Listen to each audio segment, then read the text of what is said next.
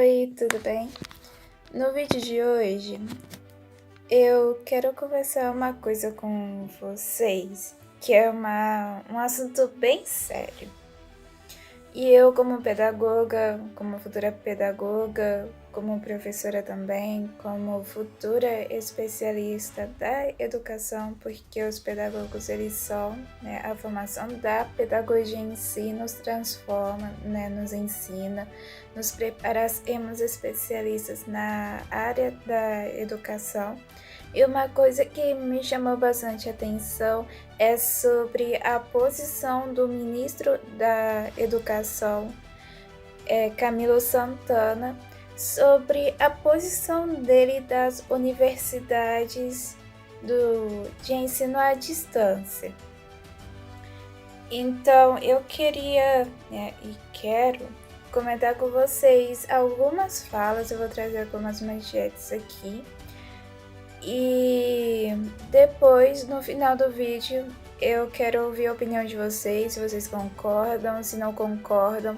Eu particularmente não concordo, porque não há motivo dele destratar as universidades EAD, assim, dessa maneira, como ele está destratando em algumas notícias, como algumas notícias apresentam essa maneira dele abordar, de uma maneira bem de querer descascar, de falar que não vale nada.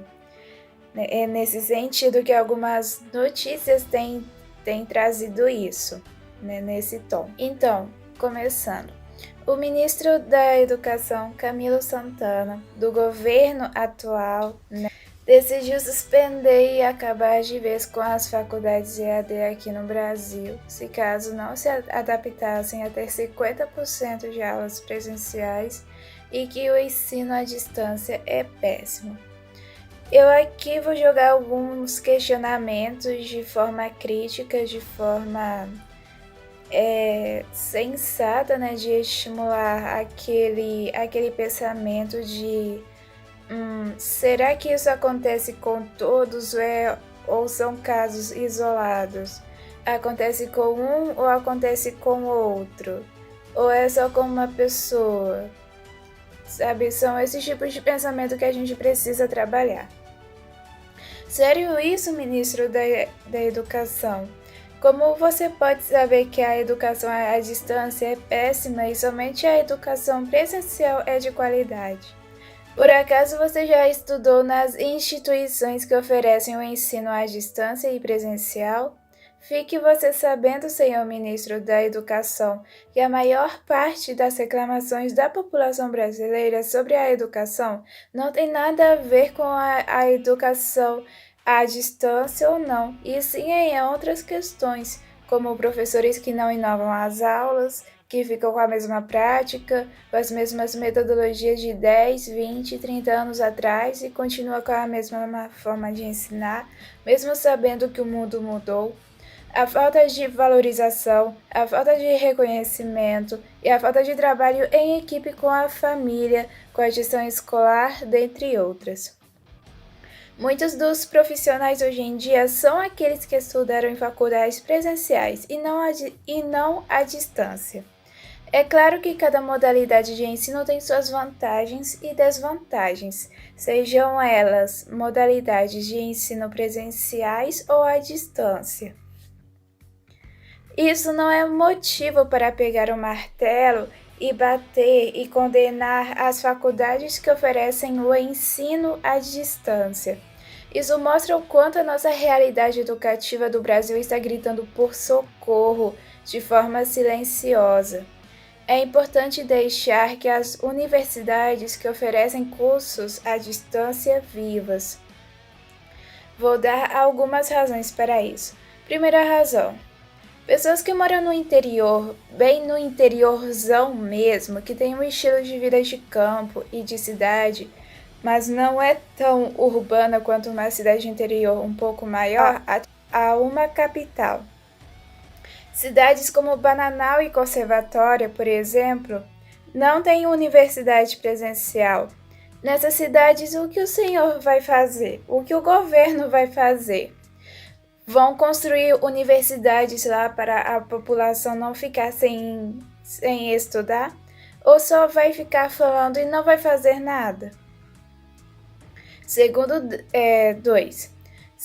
dados do IBGE, Instituto Brasileiro de Geografia e Estatística, realizado pelo último censo, o Brasil tem 203.080.756 habitantes.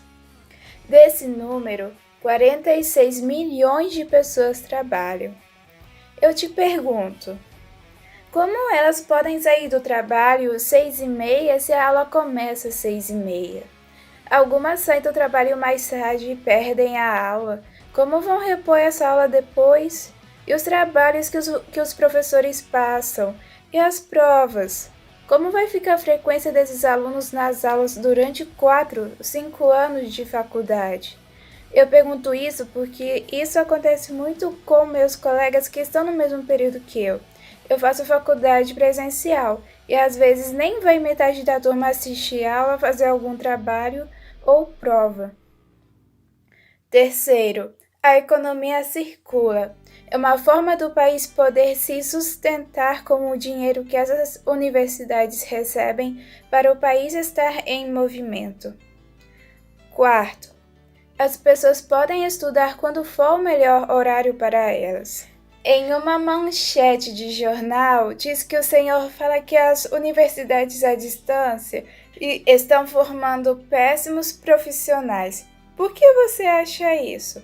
É o aluno que faz a faculdade e não é a faculdade que faz o aluno. Ser um bom profissional ou não é o aluno que vai escolher ser. As universidades não têm nada a ver com isso. Da mesma forma que podem sair ótimos profissionais de faculdades presenciais, também podem sair péssimos profissionais das faculdades presenciais. O mesmo caso se aplica com as universidades que oferecem o ensino à distância.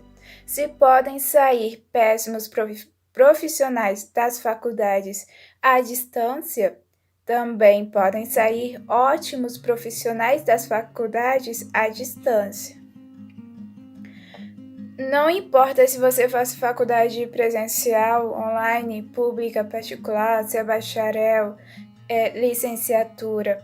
O que importa é saber se você conseguiu se desenvolver como pessoa, como profissional, e o que você conseguiu aprender na teoria e na prática para depois conseguir aplicar no mercado de trabalho. Se ele, o ministro, busca exigir mudanças para melhorias na educação e colocar em prática que seja feita em todas as universidades do país, não importando a modalidade que ela trabalha, e que essas mudanças sejam feitas. E antes de qualquer decisão, seria bom o ministro fazer uma reunião com aqueles que estudam online e presencialmente e com professores que trabalham online e presencialmente. Eu fiz vários cursos extras online na minha área porque não existem cursos presenciais das áreas educacionais que fiz. Além disso, seria insensato se a educação brasileira sofrer um retrocesso nas metodologias, ensinos, técnicas e didáticas educacionais, sabendo que a tecnologia está se desenvolvendo a cada dia a mais e não acompanhar e não se adaptar à evolução tecnológica. Mas aí vocês podem chegar para mim falando o seguinte: tá, mas Mônica, o ministro ele diz que não tem como ser um bom professor sem passar em sala de aula, sem ter uma vivência em sala de aula. Ok, opinião dele. Eu totalmente discordo, porque se fosse assim, ninguém estaria reclamando da educação que a gente tem, os pais não iriam reclamar da educação dos filhos que a gente tem, os professores não iriam reclamar da própria profissão. Vamos acordar um pouquinho para a vida, né, minha gente? Porque se fosse isso, nossa, estaria umas mil maravilhas. Ninguém estaria reclamando, estaria todo mundo aceitando, todo mundo teria um bom relacionamento com todo mundo, os professores teriam um bom relacionamento com os pais teriam um bom relacionamento com os professores, os dois, tanto os pais, tanto quanto a família, teriam um bom relacionamento com a equipe diretiva da escola, mas não é isso que acontece, não é isso que as pessoas falam. O que as pessoas só fazem é reclamar. A única coisa que eu vejo nessa professora é só gente reclamando, gente insatisfeita, gente desincentivando as pessoas de seguirem para o caminho de sala de aula. Isso por quê? E isso contradiz esse ponto. Ah, porque só é bom professor só quem tá em sala de aula. Não, bebê, vamos combinar que também não é assim que a banda toca, né? Cada um tem o seu perfil da área que quer seguir. E isso não é de vivência prática, isso é de autoconhecimento, de você se conhecer, de saber do que você gosta, do que você não gosta, quais são as suas habilidades, porque o professor tem que estar sempre inovando. Para ser professor, um dos pontos para ser professor é querer sair da zona de conforto, de querer ficar fora da casinha, de querer estar sempre procurando novos métodos, novas formas de ensinar, novas tecnologias, uma nova forma de cativar os alunos, de melhorar o relacionamento com seus alunos. Isso é o que um bom professor faz. E esse realmente é um bom professor. Agora, você me dizer que o professor X, ele está 10, 20, 30, 40 anos dentro da sala de aula, tendo a mesma método de ensino, tendo a mesma metodologia, não inovando, não procurando querer melhorar a sua prática de sala de aula, não tem um bom relacionamento com os alunos, não tem um bom relacionamento com os pais, não tem um bom relacionamento com a equipe diretiva da escola, por que você vai me dizer que é um bom professor? Ele não é, simplesmente não é, porque a gente tem que sempre estar todo dia inovando, sempre buscando melhorar a educação para os nossos alunos. É simples. Isso é tão óbvio, que, meu Deus, tem um monte de gente que não consegue enxergar isso, cara. Meu Deus. É tão óbvio que muita gente não enxerga. Infelizmente, muita gente não enxerga isso. Porque senão a nossa, sabe, estaria 1000 rosas, estaria um mar de rosas a nossa profissão. Estaria todo mundo se apaixonando, querendo seguir na área, mas não. Eu nem sei quantas pessoas nem querem seguir, mas assim, não se compara a quantidade de pessoas que eu conheço que querem seguir.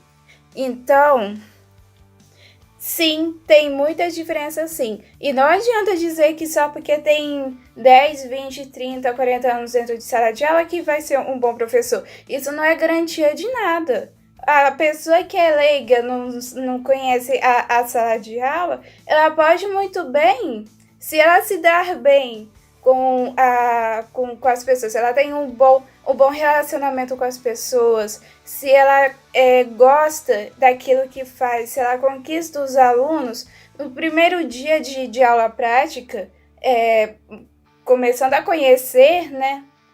Claro que tem que estabelecer ali um bom relacionamento com os alunos, com os colegas de trabalho. Claro, né, que isso vai se conquistando com o tempo. Mas depois disso feito, a pessoa consegue chegar ali tranquilamente, com uma boa... depois de ter pesquisado e adaptado em relação à turma e à escola aquele conteúdo, ela consegue dar uma aula perfeitamente bem. Ela consegue. Por quê? Porque ela foi procurar se esforçar, mesmo ela não tendo conhecimento nenhum de sala de aula. Isso é de pessoa. Não é para... Claro, por isso que dizem que para ser professor não é para qualquer um, para seguir Nazaré não é para qualquer um, por conta disso mesmo, gente.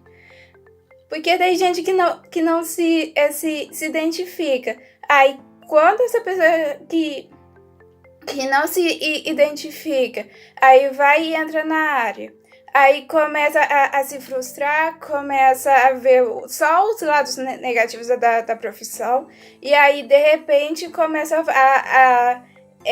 a massacrar a profissão só porque não teve sucesso, só porque não teve reconhecimento, sabe? Tem um monte de gente assim. E eu fico assim, gente, ó, tem tempo de mudar de profissão. Você quer mudar de profissão? Muda de profissão. Mas não vá destruir os sonhos de quem quer seguir a carreira. Não vá fazer isso, pelo amor de Deus. Isso é muita, sabe? É muita falta de fé, é muita falta de esperança em uma coisa que todo mundo fica falando, que fica dando pitaco, que fica um monte de protesto, um monte de greve, e isso, aquilo, ali, e um monte de coisa, e o que as pessoas só fazem é reclamar, é reclamar, é reclamar, é reclamar.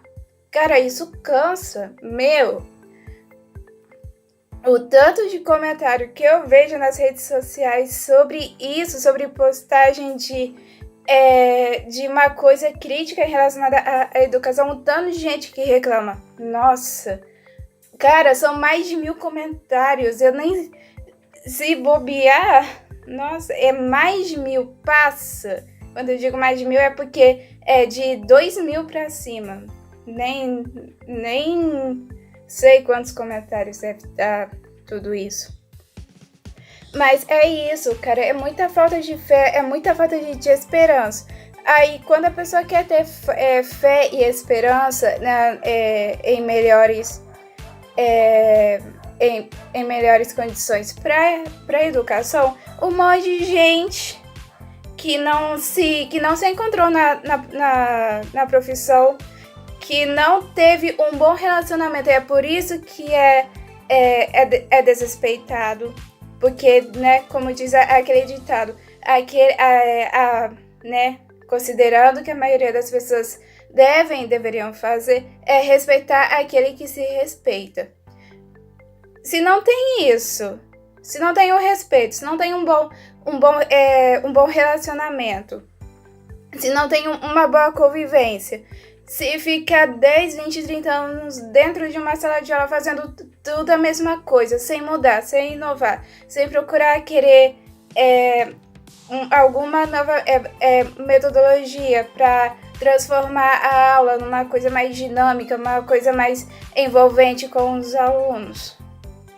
Aí começa a taxar a profissão por conta disso. A taxar como ruim, a taxar que ninguém valoriza, né? Porque quando diz ninguém, é claro que tem que ter um meio termo, né? Porque senão assim, né? Vai falar assim, ninguém é ninguém. Não, gente, vamos lá. Ninguém se refere à maioria, mas existem pessoas que sim valorizam a nossa área e sim valorizam o nosso trabalho. O que importa é que a gente não pode desistir e alimentar essa fé e essa esperança nos jovens que estão também querendo seguir a carreira. É tão difícil fazer isso, gente?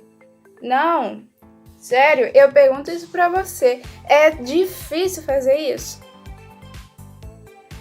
Sabe, às vezes eu fico assim, gente, é cada coisa que me aparece que só Jesus na casa, viu? Só Jesus.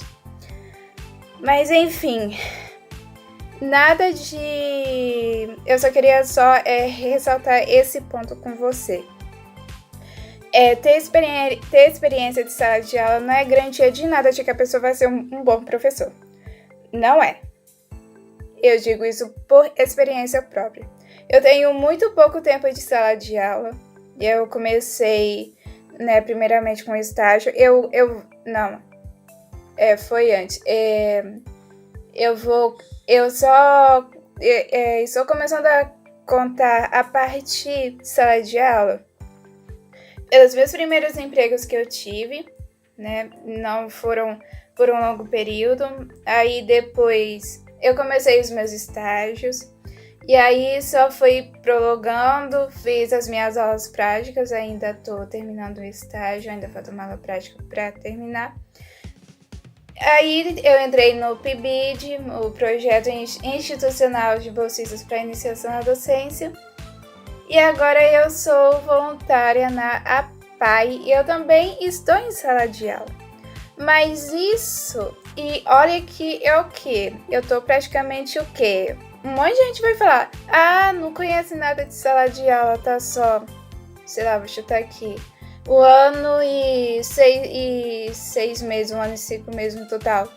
E é claro que eu não sei de praticamente muita coisa de sala de aula, mas o que eu tenho feito pra ser uma boa pessoa que é uma boa profissional, no caso que estou sendo, porque eu sempre consegui conquistar os meus alunos. No caso da PAE, eu sou voluntária, não, eu ajudo mais na questão pedagógica individual com os alunos. Ok, você pode até falar, nossa, mas ela não tem uma bagagem de experiência de sala de aula. Sim, eu não tenho, porque eu tô começando agora, né? Eu comecei faz pouco tempo de estar em sala de aula, mesmo sendo por pequenos períodos de processo, mas eu já aprendi várias coisas. E com isso, eu sempre estive me relacionando bem com os meus colegas de trabalho, me relacionando bem com os meus alunos, sempre inovando, sempre buscando coisas novas para ajudar no processo de ensino a aprendizagem dos meus alunos, sempre fazendo de uma forma lúdica, dinâmica, interativa.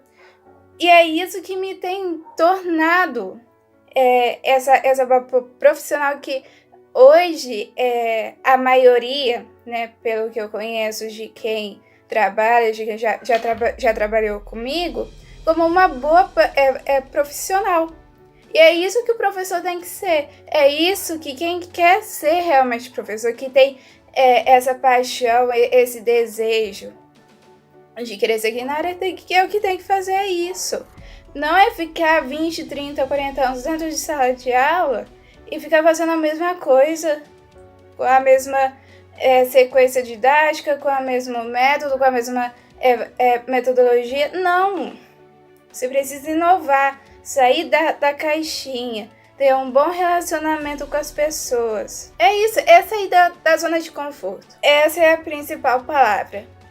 Sair da zona de conforto. Se você concorda comigo, dê seu like, compartilhe esse vídeo, se inscreva no canal para receber mais vídeos como esse e ative o sininho de notificações quando forem se inscrever para não perder os novos vídeos. E até o próximo vídeo. Tchau!